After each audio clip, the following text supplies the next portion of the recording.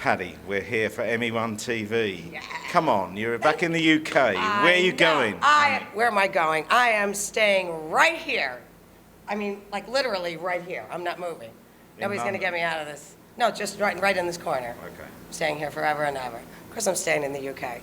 Got the house up for sale. That's it. I'm making this home. So That's my goal. You love London. And I do. What do you want to do in the future here? see. What are the opportunities for you? Well, you know, they're opening. I mean, I'm sitting there with a canvas right now, and I'm painting broad brushstrokes as we speak, and I'm creating the scenery that I want to walk into. So I'm going in so many different directions. I mean, obviously, music is where I'm at. Tell me about two or three. Two or three. Tell me about the Paradise Club. The Paradise Club. Oh, Start yeah. there. Well, oh, God, that's actually going to be a little bit of a, could be the secret's out. But I'm putting together a little get-together, a little invite only, and getting some people there. And Can I come? sure, you can come. Can I have this jacket? No. No. You can still go. That's Carry all right. on. Yeah. So, yeah, I'm putting together an evening, kind of bringing everybody into that particular venue because it reminded me of my home. And it's like bringing everybody, it's just like being that little girl and getting up, pulling all the relatives together. And it's like, look what I could do, watch what I do now. So I just get everybody, capture the audience. If I build it, they will come. But recently I've heard your music and you've got some fantastic songs. The one that you played me in a cafe yesterday, and then That one. That's deep and dark. That's so my you've got little this. baby. You've got Nobody's this heard is that this is yet. you That's it. on your own. Tell me Yeah. about that. I mean, I just turned I flipped the ages, flipped the numbers this past year, and I hit the big 5-0. So, still had a little, still have the little girl dream, and I've been very fortunate to work with other artists, and they being a part of their dreams. And now it's my turn. And what the hell, 50 years old, I'm 50 years young. I'm going for it. But you're writing your own material, and it's quality stuff, isn't it? It is, Could you because it's my Tell me a baby. little bit about what's coming over the hill for people if they're going to want to listen to this stuff. Well, I mean, a lot of the music, as a songwriter, and I think I could speak for most of them. When you write from events that happen, albeit personal, or sometimes it'll be like a little catchy tune. Someone actually said something to me recently, made a comment, and I was like, that's perfect. But for the most part, a lot of the times, they come from the heart, and they come from places, and it's very therapeutic to get it out of here, and out of here, put it down, and then when you're adding music to it, the therapy is getting it out of you, and people can relate to that. That's the beauty when you do finally create it, and you share it with someone, and we're all connected, man.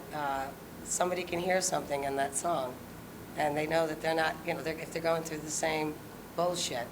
It's comfort to know that we're not alone. We're not alone. And I certainly heard something from the song that you went to Scotland to do a song, and you got there and the person was not there. I was already up there. I was actually up in Scotland. Okay. I was way up. I mean, it was like one of these last-minute road trips. Saw a friend of mine. I just stopped to have a coffee in one of those little car the stops, little exits we call them in the States, rest area, and he was taking a boat all the way up to an area called Knoydart, which is like you go to Mallaig, I think it's the northwest tip of Scotland. It's Finland.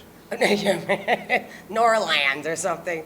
And then you take a ferry over to this island. So I trekked up with him. It was 2 days we took to get up there. And I had scheduled a writing session with someone in London. And so I had to get back. So I took the train from Mallaig, an overnight sleeper car, all the way from Mallaig. Coming in, by the time I got to Glasgow, it's the first time I got internet, and I look, and son of a bitch, I saw that this writer was not available. But then I was like freaking out, because overnight car, which this isn't all it's cracked up to be. I thought it was gonna be like the Orient Express or something, and it was like, not.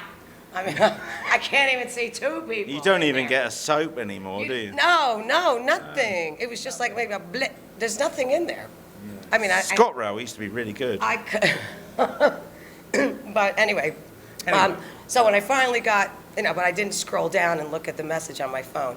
They're like, well, we do have somebody else that's going to be working with you. And I'll be honest, I just got to London at about 7:30, had enough to get to where I was going, shower, run over there, and we created a masterpiece. It was one of those It is absolutely. It is, I know Now, it is. sing it to me, baby. I can't. I know. But I can't do that. We're coming on to that. Yes, So, for those that have missed 30 years of stuff, you worked with Meatloaf, you worked with Cher, you worked with Queen, you worked with just about everyone. God, Tell me about some of the best stories that you've got from that time. Well, let's see. The Meatloaf story, I'll give you the one where apparently at the end of the day, when they were doing the auditions, and I wasn't quite sure that I had the gig. And on that particular day, I came down there with a buddy of mine, and he was sitting taking sun on my car, the hood of my car, which he totally effed it up. So I'm leaving the studio where I'm rehearsing, and I see him across the way, and he's like, thumbs up, like, did you get it? And I'm like, I don't know. And then a New York City bus just went by, and I was just so livid that I just kicked the friggin' bus. And apparently they saw me do it, and they're like, that's the girl we want. So that's how Meat tells the story, although I don't think he saw me. I think it was another guy. So that's really just really attitude. Get the bus, get a gig. And well, we're looking forward to seeing this stuff when you get back to London. These buses, I promise I won't kick any buses here. So, have you got anything to tell us about how to get in touch with you, websites or anything like that? Yeah, there's it's pattyrocks.com, and there's Twitter. I think there's Patti Russo Music, Patti Russo News. That's Patti. I have to stop that because everybody thinks it's double D. So P-A-T-T-I, Russo, R-U-S-S-O. And it's all going to be floating around. Trust me, guys, you're going to get sick and, hopefully you don't get sick and tired of seeing me, but you're going to see me all over the place. We're not going to be. I have stories to tell. I've got songs to sing, places to go, people to conquer, countries to conquer. Listen, you're an honorary professor at the Academy of Rock. Yes, thank you. So, I've got to just say, Patti Russo, thank you so much for this interview. Thank you, Peter. It's getting loud in here. It's getting loud. Rock on!